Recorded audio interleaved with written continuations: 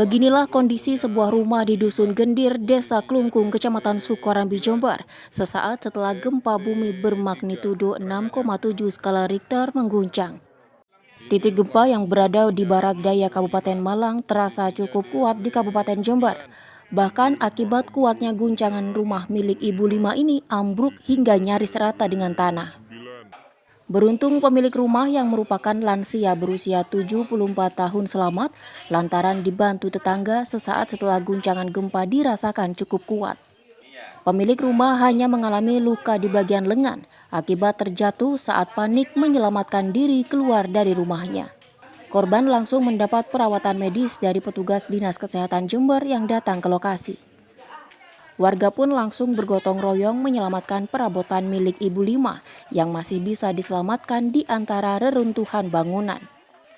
Di wilayah ini guncangan gempa cukup kuat dirasakan warga. Bahkan warga sempat panik dan berlarian keluar rumah. Itu ada sekitar jam 2. Terus gempa itu 2 kali. Pertama ya nggak begitu besar, terus kedua kalinya itu yang guncangan itu sampai merubuhkan itu. Apa aja yang kerusakan di daerah ini? Yang pertama ya ini ya rumah sama isinya udah ludes semua kan. Terus ada di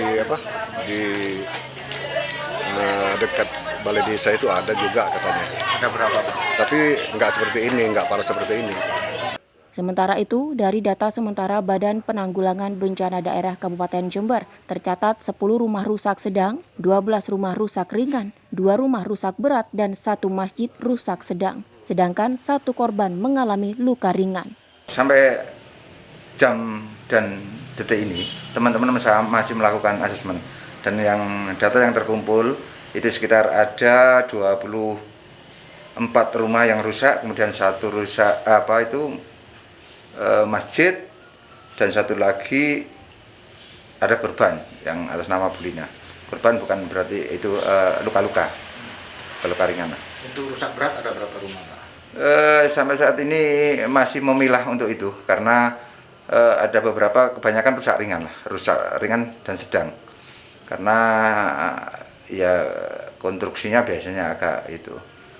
Untuk rumah Bu 5 sendiri yang rata dengan tanah itu, terus di APBD Jember mau apa yang dilakukan ini, Pak?